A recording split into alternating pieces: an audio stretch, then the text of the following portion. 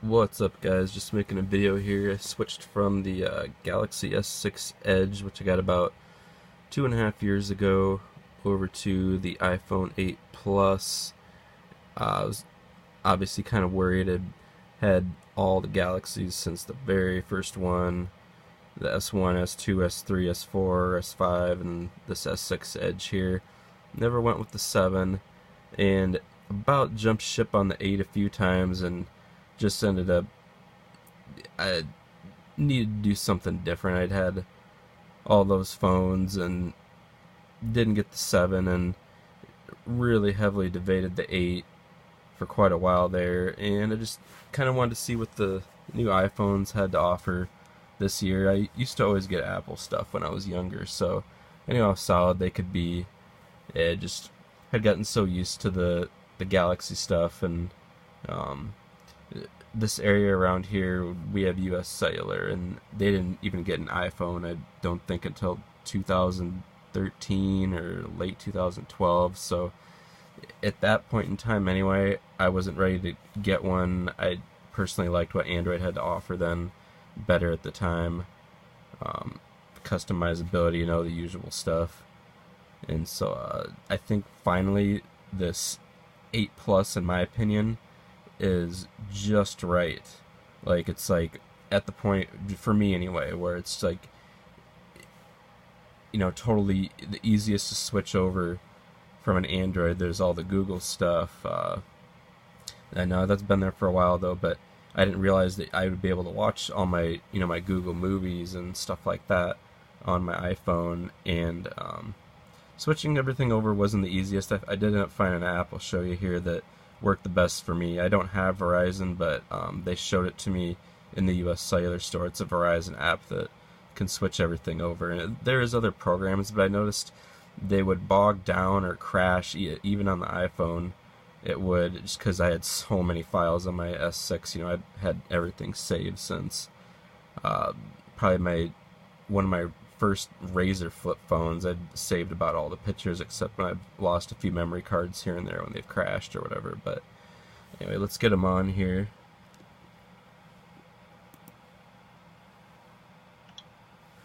Yeah, the S6 was a fantastic phone for 2.5 years. Had minimal problems with it. Had the 64 gig one, so there was plenty of storage.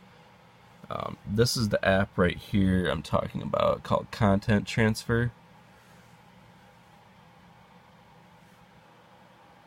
Yeah, what's going on here? There it goes.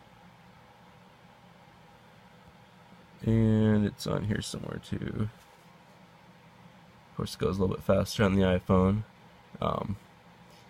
Pretty easy app to do. Just turn them both on, make sure your Wi-Fi is on, all that, and it gets it going quick. You can pretty much pick anything. You can't put music files onto an iPhone, but overall pretty easy.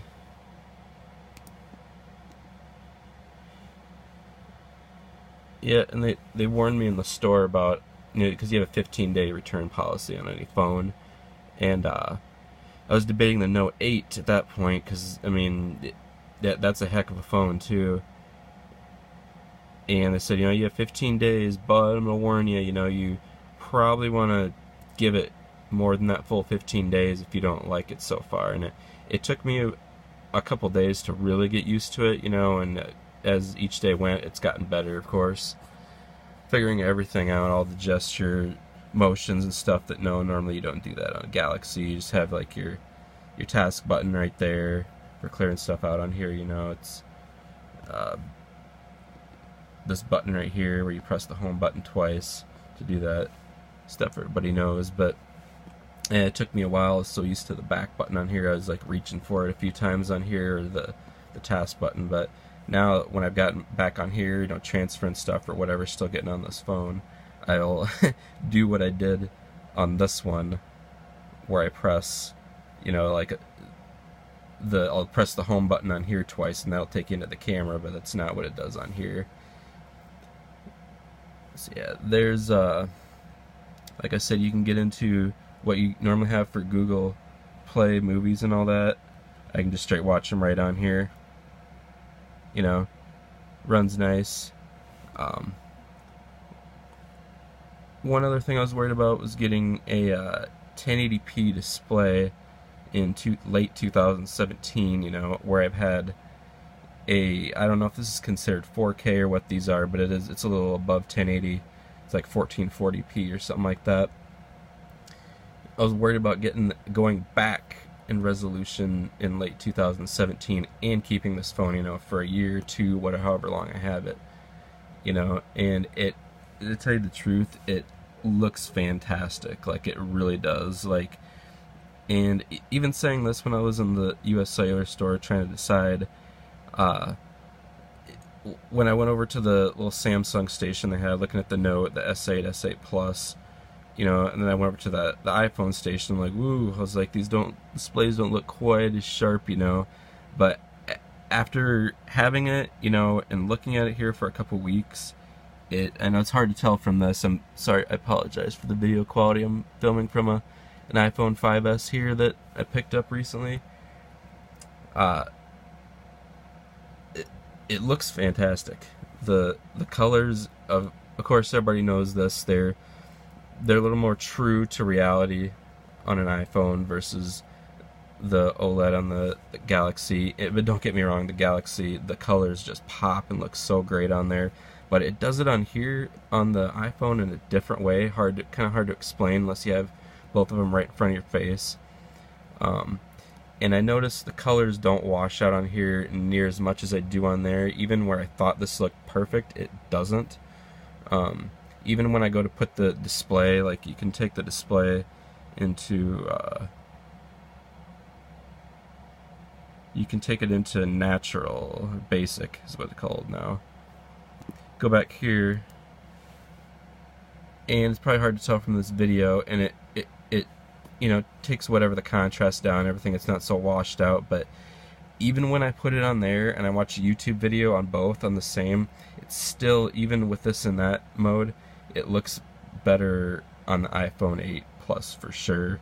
Like, as far as like being true to real colors. And I do have the True Tone on here. When you don't have it on, it kind of has that classic iPhone look to it, which is still true to color kind of, but it's you'll see more like whites or white where it maybe shouldn't be. That it should be more of a real tone instead of a solid white. And I hate picture enhancers on TVs or anything like that. It always does something, adds artifacts to the picture or something. But this True Tone, it really brings out the best in this. This will probably be the last time they use this display, I'm assuming, an LCD like this, at least.